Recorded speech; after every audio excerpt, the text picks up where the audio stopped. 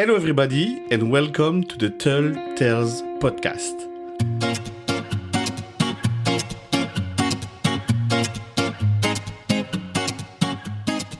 Hello Johan. Hi. How are you? Fine. Yes? Sunny day today? Yeah, it is. Yes. You're visiting south of Sweden today, right? Yeah. Yes. And we just finished with a training where you torture me a bit. Yes.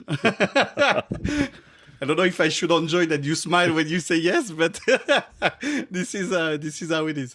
Very interesting training. I need to put my legs backward, I guess. That's what I need to do. Yeah, I think it's a little bit interesting because I can't understand why people haven't done this too before. Yeah, well, I never fought a horse though. So yeah, okay, I did fall from a horse multiple times, but not due to my seat. I don't think so.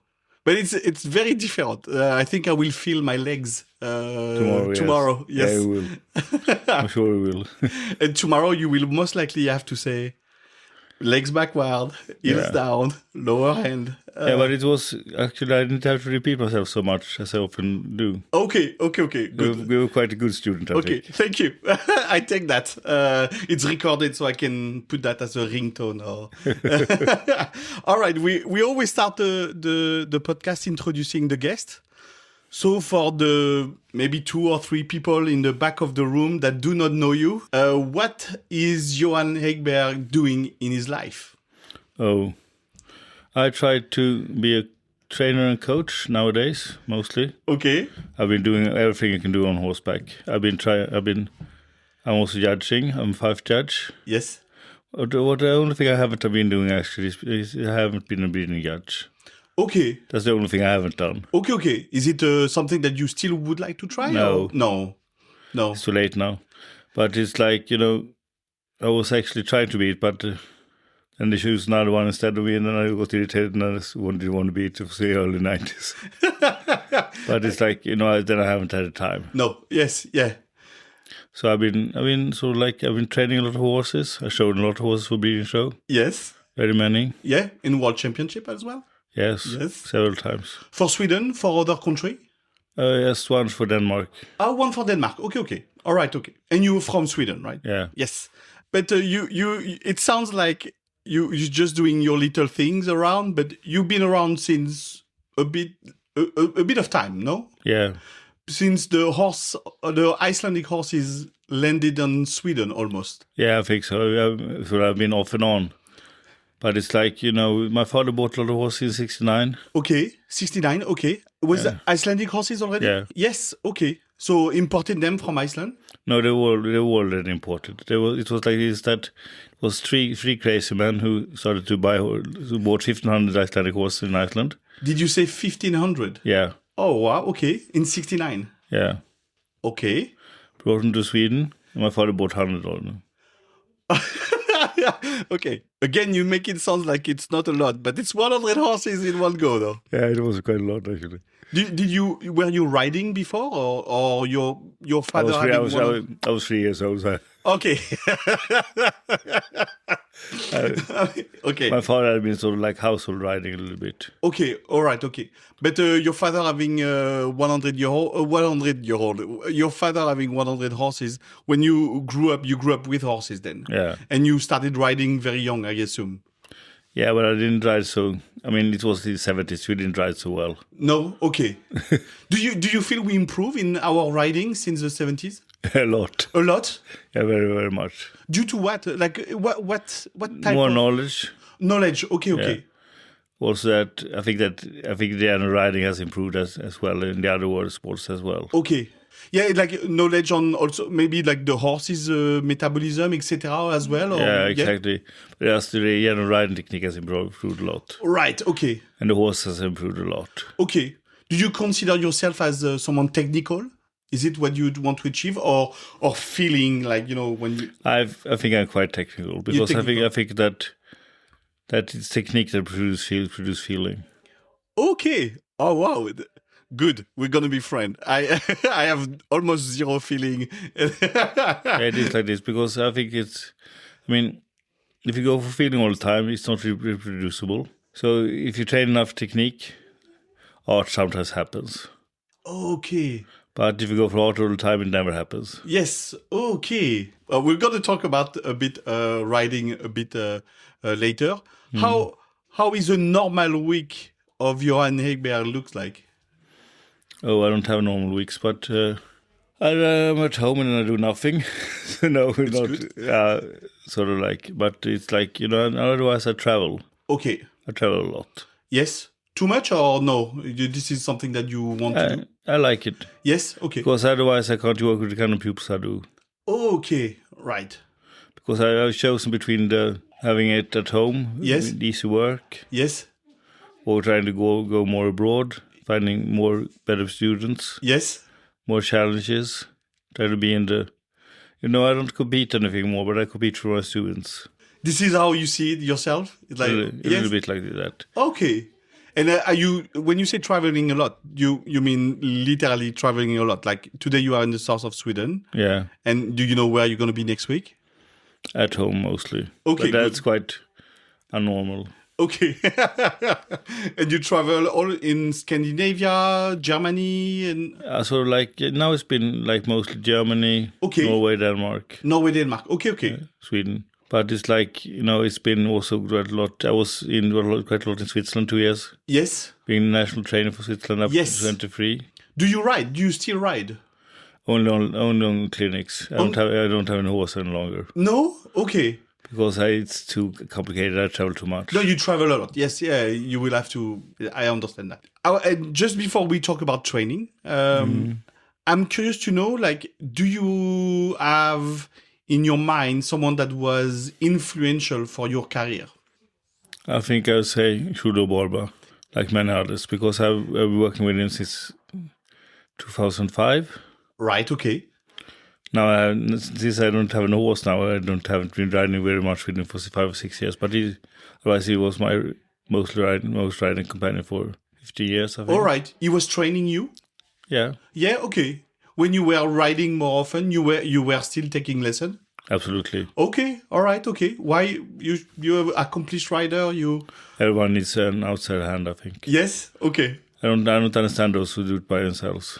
Yeah, it's But they often do it sort of like sneak someone in. Then they are never alone. I don't think so. No. That is my favorite episode of Naftari podcast, the one with Julio Barba. I think it's one of my favorite episodes where you three speaks for an hour. I really enjoy even listening to you talking together. It really feels you have a connection in also between you. Very good friends. Yes, yeah, I bet. It felt like it during the interview, so I thought that was really interesting. So let's talk about a bit of training. We just had a training just outside, but I cannot find a more broad question than this one, so please bear with me. Can you describe your approach to training? Like people describe, sometimes they talk about a system or a methodology. Yeah. Do you feel you have one anchor in your brain? Yeah, I have one. And it's very clear for me. Okay, how would you describe it? Oh, that's more difficult. Because it's like, it's very basic. Should you sit correctly?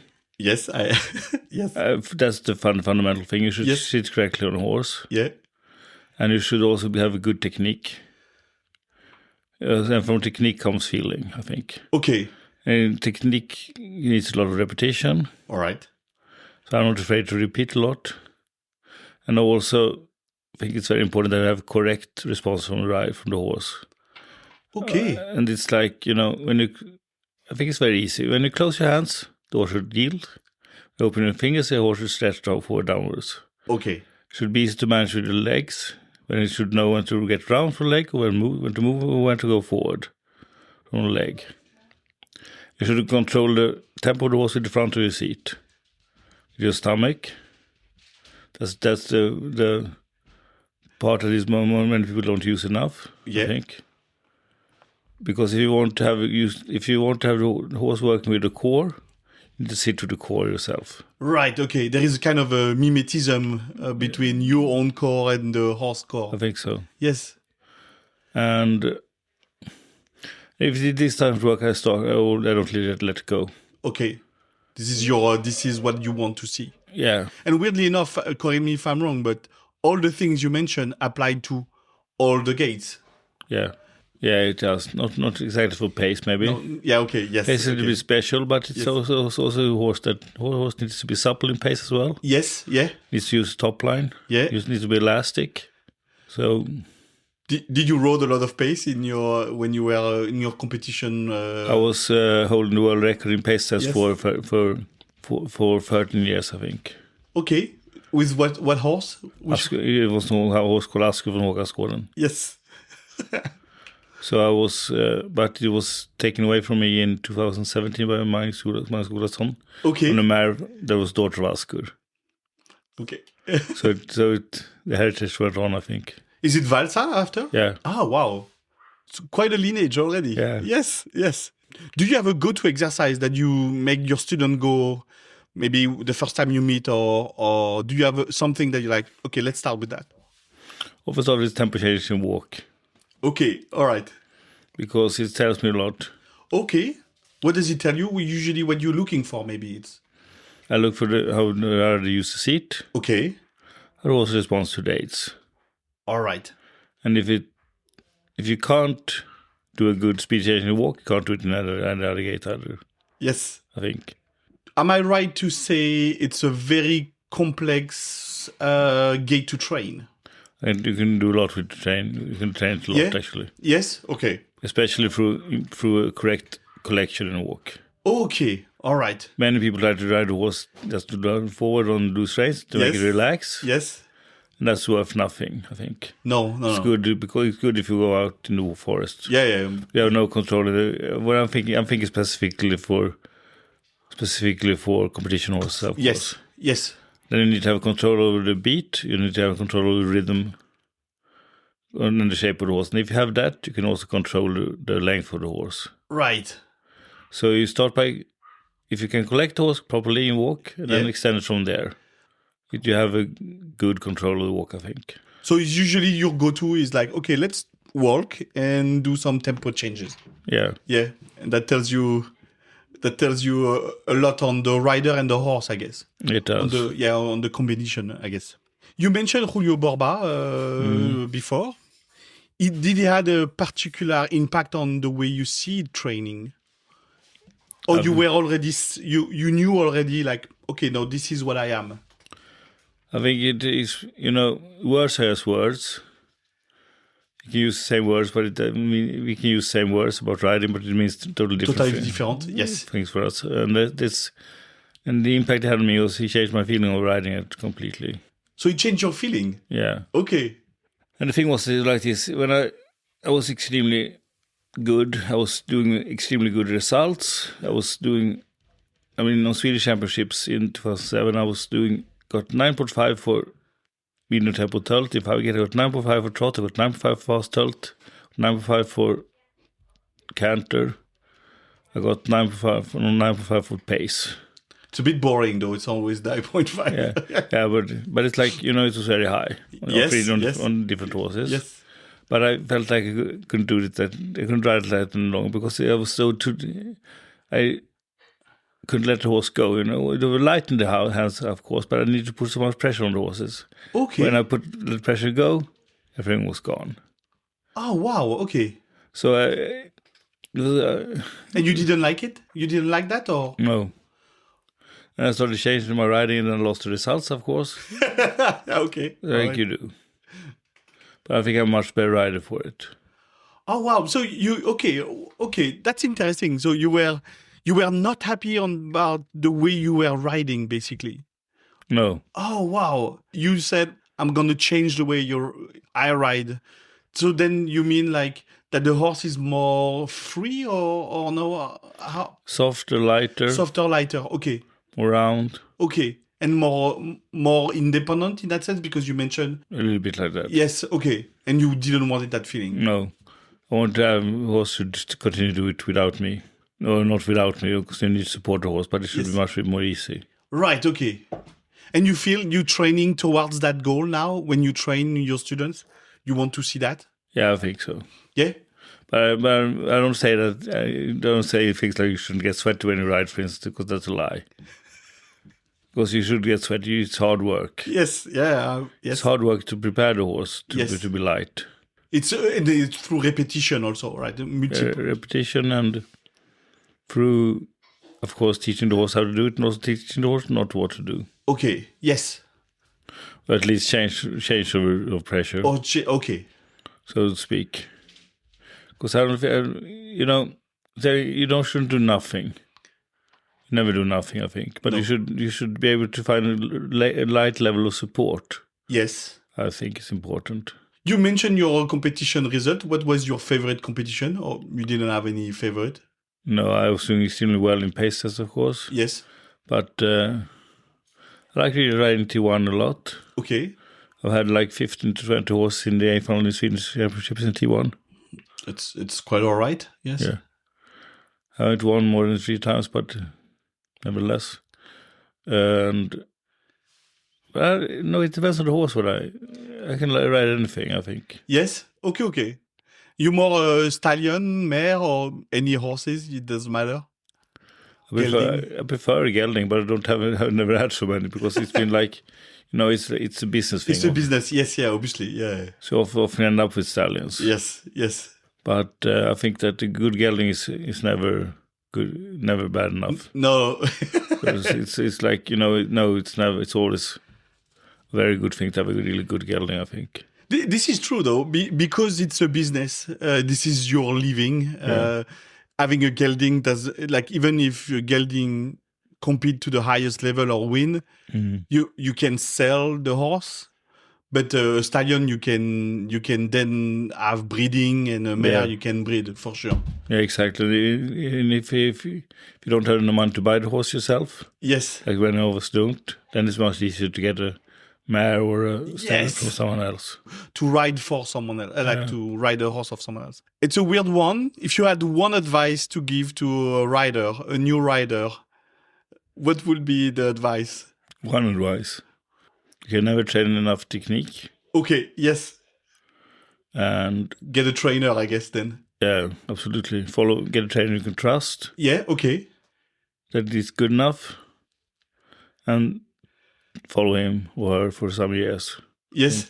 Because it's that's a really good thing, I think, because many people jump like from train like some kind of smorgasbord. Yeah. Which ends up, which may often end up eating beef with chocolate sauce. Okay. I think. Okay. Because it's like, they end get up because they can't sort it out. Yes. I feel you get confused also, no? Like different... Yeah. I don't know, different voice in your head maybe or something? Yeah, it was also like one of the biggest lies that I ever told about riding is that it doesn't matter who's where you choose because the goal is the same. And how often are you at the goal? Okay, yes. It's the way that matters. Okay, yeah. It truly is the way that matters. Yes, it's like, how do you do it? Though I don't know if you will agree, like, I guess I'm advocating a lot for that, but like getting a trainer doesn't mean you do it for competing. That's not at all. No, it's not. It's not as interesting, I think, because competing is not. It's something. It's a choice you have. If you want to compete, you compete. Yes, that's fine. Yes, you don't have to compete. Many people shouldn't compete because they don't like it, I think. If you think it's fun to compete, you should compete, and you're not a better rider because you compete. No, competing is a different skill. Yes. Than being a good rider. I know many good riders that don't compete. True, this is true. There are excellent riders that don't compete, actually. Yes. Because it's like, it's not the competition that measures how good your training is. It's a measuring of how good you are at competing. True, this is true, yes. So I think many people say that, my horse pace speed, look at it, and they come with the paper from, or they don't cover the paper anymore because it's not given on paper anymore, but they often used to look at when the people have been away, they came all to see these judges' comments. Yes. My horse is pace speed. No, then I said, no, your horse isn't pace speed. It was pace speed at that time. Yes. because it's normally not pace-speeded.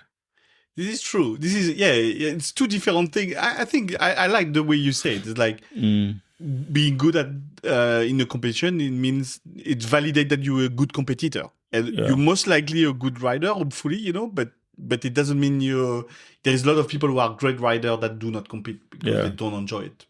Or they are bad at it because they get bad nerves. Or they are bad. Yes, this is true. Because so I don't think that this is training that is the answer if your training is good enough. Yes. Yeah. It's not the competition that is the answer. So I always say you don't have to train for competing. But to have a sustainable horse, this is what you need to achieve. This is a goal that everybody should have. Yeah. Like the horse should be supple. Yeah. Should go clear tilt. It should be safe. And if you can't do that, you need to get your shit together. What do you mean safe? What does it encompass safe? Oh, it means that it's comfortable being ridden. Okay. It's safe horse. You can stop whenever you want to go. If it comes to road, you can stop. Yes. I said something during the training. I can stop my horse with a ho. You didn't seem to enjoy even I say that. What do you think about like voice command, for instance? It's good if you want to stop if it comes to the tractor or something. Yeah. But it's like, it's not riding for me. No. It's communication, but it's not the kind of riding that I am after. I'm sort of more technical. I used to want to have an impact on the horse or the collection and so on. Yes. Yeah, you use the legs, the hand, the pelvis. This is what you use to communicate. You say it's a communication. Is it what means training a horse? To communicate with the horse? Of course it is. Yes. It is. What else do you do? I don't know, like torture your horse until he gave up. I don't know. No. Nobody. It's a level of communication, I think. I didn't ask you a question. Now I just thought about it. You said that your father had a lot of horses. Yeah. Did you fall in love with the horses from the get-go, or it just grew on you, or? I rode because I had to. Yeah, okay, this is my feeling. This is how I felt. Like, is it why you rode? A little bit in the start, I think. Sort of like riding off and on. I always loved the horse world. Yes. I love the idea of riding. I love being part of the process. Okay. And also, of course, I love horses. Yes. But I didn't do that from the start. Yeah, it was not like love at first sight. No. No, it was also like off and on because I was going to have another career, I thought. Okay. And I had to take a small break from that in 1990 and it's lasted until now. Okay. So... So no more breaks since then? No. Do you plan on having a break soon? I don't know. So you mentioned a bit, you are a judge. How often do you judge during the year? Yeah, it's like 7 to 8 competitions maybe. 7, okay. Do you choose which one? Like, do you have a favorite? No, I choose what I'm being asked to do. Okay. Okay. And so, you do it in Sweden, but you are international judge. Yeah, I'm judging in Sweden, Denmark, Germany this year. Okay. Do you see different kind of judging between the 3 countries you mentioned, Denmark, Sweden, and Germany? Do you see, this is the same rules, this is the same rule book, but is there a different type of judging from your point of view? It's a question of attitude, I think, because... Okay. I think it's more like, it's more like now than it was. Okay. I think, from country to country. You felt that before it was more separate? Yeah, it was. Yes, okay. The style of riding was more different from country to country. And so yes? Okay, like Germany was riding slightly differently than Denmark or Sweden? Yeah. Okay, what was the difference? Like the speed, for instance, or the shape of the horse? The shape of the horse, okay. But it's like, now it's much more the same. Yes, okay. Is it because it's a more connected world now, or yeah? It also because it works better. All right. Yes, it works like this as well. Yeah. Why did you become a judge? I liked it a lot. I was actually, I was sitting on the World Championship in Udel in 1979. In 1979 I was in Holland. Okay, Holland. Okay. Sitting on a stand, and I was I was 13 years old. I was just trying to give points to what I saw. And one lady sat beside me. She was impressed with me. She was impressed with me. She brought me to the competition in Skåne next spring. Okay. At Björns Lagård it was, I think. This was my first competition. So I judged together with Peter Mers and for Lartason. Okay. In spring 1980. Okay. From then when it started, I judged the European Championships when I was 19. Okay. Which no one will ever do again, I think. No. I judged together with my brother who was 25, and no one will ever judge when they are 25 either now. So it was quite a record setter, I think. Okay. Which will never be repeated, hopefully. Is it because too young or? Yeah. Yeah? Okay. You need to have some dirt on your skin to be a judge? Yeah, you need to be more experienced than we were. Yes. But we were very good for our times. Yeah, yes. So, but it's been like this. So I started to interest myself very much for judging. Okay. So I was part of the first judge group in FEIF that was formed in 1990. Okay. We had my Liskrim and Svein Jonsson. Okay, what does it mean, the judge group? It's just where you discuss about the rules and how to improve and... Yeah, we are sort of like the head honchos about judging. Okay. In Europe. It was first 5 judge group that was formed that I was in. Okay. It went on and so I was there for like 4 or 5 years there. But then I stopped for a while and then I started again in 2002, I think. Or in around 2000. Okay, and now you judge every year almost 6 or 7 competitions a year. It's quite regular. Yeah, I do. I was stopping for judging for like 15 years. Okay. Because the entire time I was so much into competing and so on. Yeah. But then decided to take up my career again and went on to take my 5 judges test in 2015. To become then certified and international judge. Again. Yeah. Do you feel that your judging helped you as a rider or as a trainer? It's a circle. It's a circle? Yeah. Like the one feed each other? Or, yeah, exactly. Yes? And it's like, I can't... And of course, my main thing is being a rider, I think. Which feeds the instruction and feeds the judging. Yes. And so it's like... Yeah, it's like a circle, actually. So one like improve the other? Yeah, okay. It's a good circle then. Yeah. Yeah, okay. When someone trained for you, is there someone who asks you actually like, okay, but I want to compete? Do you feel then your judge brain start to like, okay, this is what you would have, this is how you need to improve, etc., etc.? Yeah, exactly. Yeah. Because I know what I'm talking about. Yes. Well, I believe you know what you're talking about, but but being a judge helps you to... Yeah, absolutely. I mean that. Yes. Because I am a judge. Yes. If I say this will be good, it is because it gets gooder. Yes. It just helps. Anyway. Yeah. You mentioned that we improved at the very beginning of the recording. The riding improved, but like your scores when you had 9.5 for slow tempo tilt, etc. Do you think you will still be able to compete now with the horse that you had at that time? No. Would you be still? Would you? The horse were good enough. Okay. Yes. Okay. But I would need training them differently. Yes. Okay. But like for instance, I've still been the best test I did in 2003. Yeah, it lasted for okay. In Hanning in 2003, when I put a world record, it would still be a world record. It would still be the same points, I think. That hasn't changed. No. That I think I would still be world exactly. I would still be in the game for the medal. Yeah, for the medal of the World Championships with that. It's cool. I think so. Because if you look at it, still be proud of it. Yes. Yeah. I mean, you're right. For pace, the time is the time. So like, it's not like it was shorter or whatever. Yeah, of course, the times were good, but also the riding was. The riding also, yes. You mentioned like breeding just briefly now. Do you feel the breeding of the Icelandic horse is getting better? Do we breed better? Do you? Absolutely. Yes. No doubt about it. Yes, we have better quality horse today than we had like when you started maybe, but like even like 10 years ago, 20 years ago. The average horse is much better. Yes. I will raise the bar of the average, basically. Yeah. And also the top was so much better. Yeah?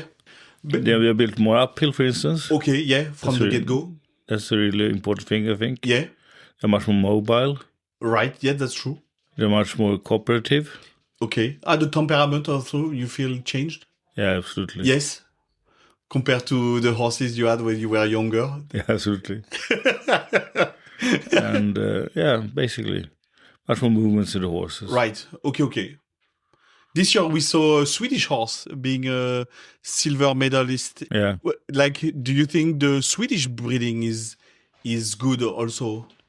Is it a good reflection of the Swedish breeding?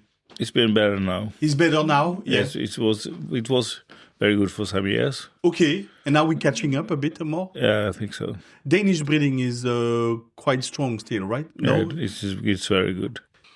Thank you so much, Johan, for talking to us today. And thank you, everyone, for listening. We will come back very soon with a new episode. In the meantime, do not hesitate to share this episode. Before leaving you, we would like to mention that you can follow us on Instagram, but Johan as well. We're going to put the Instagram account of Johan.